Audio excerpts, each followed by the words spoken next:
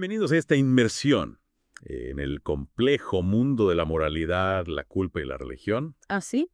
Hoy nos adentraremos en el fascinante trabajo de Jesús Peña Vázquez, Ajá. un educador, psicólogo e investigador que ha dedicado años a desentrañar cómo estos tres elementos se entrelazan para formar nuestra comprensión del bien y del mal. Asís Peña Vázquez nos ofrece una perspectiva realmente única, combinando la psicología del desarrollo con la influencia de la religión y la espiritualidad en nuestra brújula moral. Prepárense para un viaje revelador. Ah, Acompáñenos a explorar cómo nuestra percepción de la culpa evoluciona desde el miedo infantil al castigo hasta una brújula interna mucho más matizada en la adultez. exactamente. Y cómo la religión puede actuar tanto como un bálsamo para la culpa como un catalizador de la misma. Exactamente. Y no podemos olvidar cómo el concepto de pecado se ha transformado en la espiritualidad moderna, adaptándose a los cambios culturales de nuestra época. Para comenzar nuestra inmersión, me gustaría partir de las etapas del desarrollo moral de Kohlberg. Una teoría fundamental en la psicología. ¿Podría explicarnos brevemente en qué consiste? Claro que sí. Kohlberg, un reconocido psicólogo, propuso que nuestro desarrollo moral atraviesa diferentes niveles de complejidad Ajá. a medida que maduramos. En el nivel preconvencional, que se observa principalmente en la infancia, la moralidad se basa en la obediencia y el miedo al castigo. Es decir, que un niño pequeño siente culpa por romper un juguete, no porque comprenda la naturaleza del daño, sino porque teme ser castigado por sus padres. Precisamente, la culpa en esta etapa es una respuesta emocional primitiva ligada a evitar consecuencias negativas. Ya veo. Entonces, a medida que avanzamos hacia la adolescencia y la adultez temprana, entramos en el nivel convencional, ¿verdad? Correcto. Ya, En el es nivel que- convencional, la moralidad se centra en la conformidad con las normas sociales Ajá. y las expectativas del grupo. Los adolescentes, por ejemplo, empiezan a preocuparse por la aprobación de sus pares Mm. y buscan cumplir con las reglas establecidas por la sociedad. Es fascinante cómo la culpa en esta etapa ya no solo se trata del miedo al castigo individual, sino del impacto de nuestras acciones en los demás y en el orden social. Exactamente. La culpa aquí surge cuando se transgreden estas normas sociales o se decepciona a figuras de autoridad. Ahora bien, ¿qué sucede cuando llegamos al nivel postconvencional? En este nivel que no todos alcanzan, la moralidad se basa en principios éticos universales, Ajá. que trascienden las normas de una sociedad particular. La culpa en este caso no proviene de la desobediencia a reglas impuestas, sino de la falta de coherencia con nuestros propios principios morales. Es decir, que la culpa se convierte en un asunto de integridad personal incluso si nadie más es consciente de la falta cometida. Exactamente. Y aquí es donde el trabajo de Peña Vázquez se vuelve realmente interesante.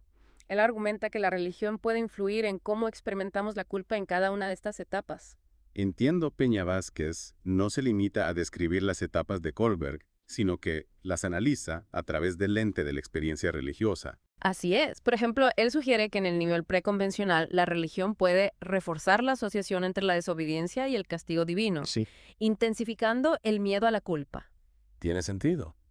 Si desde pequeños se nos enseña que ciertas acciones nos alejan de Dios o nos condenan al infierno, es natural que experimentemos la culpa con mayor intensidad. Precisamente.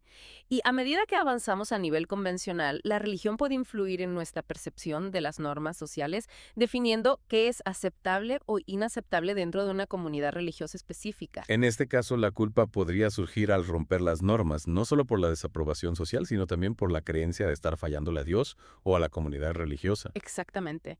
Y en el nivel postconvencional, la religión puede ofrecer un marco para el desarrollo de principios éticos universales basados en la compasión, la justicia y el amor al prójimo. Es decir, que la religión puede inspirar la búsqueda de un bien mayor, y la culpa en este caso surge al traicionar esos ideales. Correcto. Sin embargo, Peña Vázquez también advierte sobre el potencial de la religión para generar culpa excesiva o patológica, especialmente si se imponen estándares morales inalcanzables o se interpreta la doctrina de manera rígida. Es un punto crucial.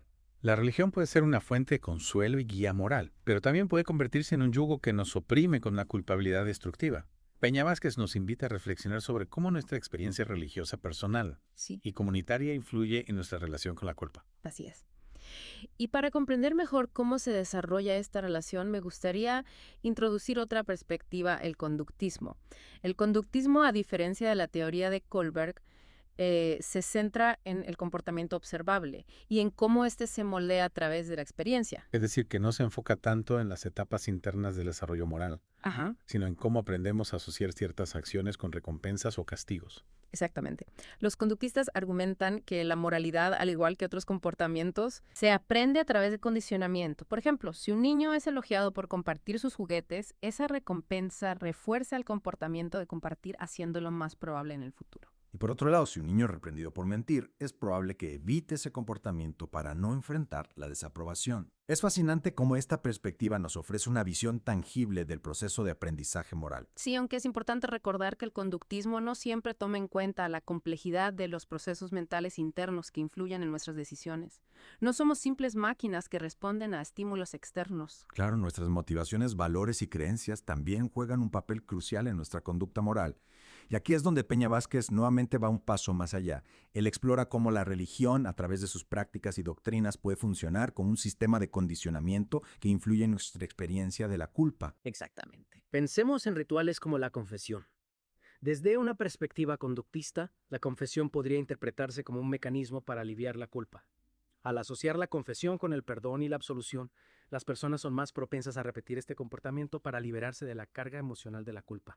Es una interpretación interesante. Entonces, según esta visión, algunas prácticas religiosas podrían estar reforzando ciertos comportamientos morales, no necesariamente por una convicción interna, sino por la asociación aprendida entre la acción y la recompensa o el castigo. Precisamente. Y Peña Vázquez nos invita a cuestionar si esta forma de condicionamiento moral es realmente beneficiosa para nuestro desarrollo ético a largo plazo. ¿Nos lleva a una comprensión profunda del bien y del mal o simplemente a una obediencia ciega a las normas para evitar la culpa? Es una pregunta crucial. Me lleva a pensar en cómo el concepto de pecado ha evolucionado a lo largo de la historia, especialmente en el contexto de la espiritualidad moderna. Esa es una excelente transición. En la actualidad observamos una tendencia a alejarse de la rigidez de los códigos morales tradicionales y abrazar una visión más individualista y subjetiva de la ética. Ya no se trata solo de transgredir leyes divinas inmutables, ¿verdad? No exactamente. El pecado ya no se define únicamente por la violación de normas impuestas, sino por acciones que causan daño a uno mismo o a los demás, según la propia conciencia. La culpa en este contexto se convierte en una herramienta de crecimiento personal, una señal que nos indica la necesidad de corregir nuestro rumbo y actuar en mayor sintonía con nuestros valores. Es decir, que la culpa ya no se ve solo como un castigo, sino como una oportunidad para la reflexión y la transformación personal. Exactamente. Y las prácticas de reconciliación también se han transformado alejándose de los rituales formales y adoptando enfoques como la meditación, el autoperdón y la conexión con la naturaleza. Es una visión que invita a la responsabilidad personal y a la búsqueda de la paz interior sin la necesidad de intermediarios o dogmas rígidos. Peña Vázquez parece estar a favor de esta visión más flexible y compasiva de la culpa, ¿verdad? Sí, él argumenta que esta nueva perspectiva nos permite liberarnos de la culpabilidad tóxica y encontrar un camino hacia la sanación y la autoaceptación. Y esto nos lleva de nuevo a la importancia del autoconocimiento. Claro, para poder discernir entre la culpa constructiva que nos impulsa a crecer y la culpa destructiva que nos paraliza. Precisamente. Y para profundizar en este proceso de autoconocimiento, me gustaría retomar las etapas del desarrollo moral de Kohlberg. Me parece una excelente idea. Recordemos que aunque el conductismo nos ofrece una visión del aprendizaje moral, no podemos olvidar las etapas internas por las que transitamos en nuestro desarrollo ético.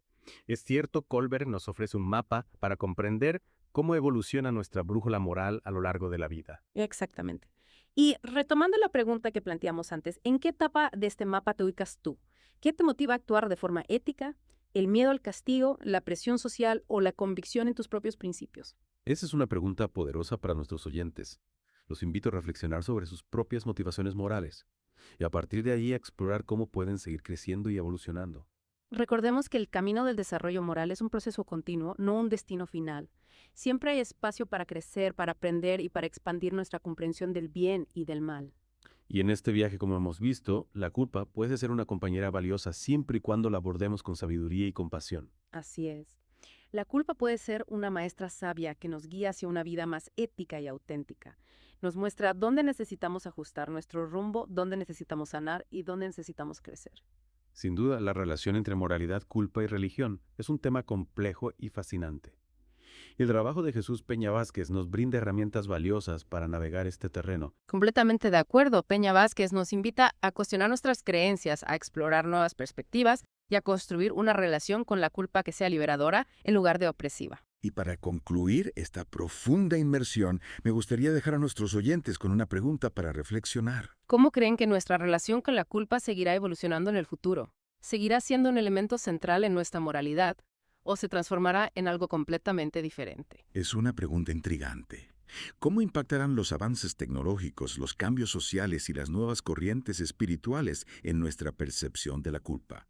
Son interrogantes que nos invitan a mirar hacia el futuro con curiosidad y mente abierta. A imaginar un mundo donde la culpa, en lugar de ser un yugo que nos oprime, se convierte en una fuerza que nos impulsa hacia la evolución moral y espiritual. Y con esta reflexión final damos por concluida nuestra profunda inmersión en el mundo de la moralidad, la culpa y la religión. Esperamos que este viaje haya sido tan enriquecedor para ustedes como lo ha sido para nosotros. No olviden suscribirse a nuestro canal y activar la campanita para no perderse las próximas reflexiones de Jesús Peña Vázquez. Hasta la próxima.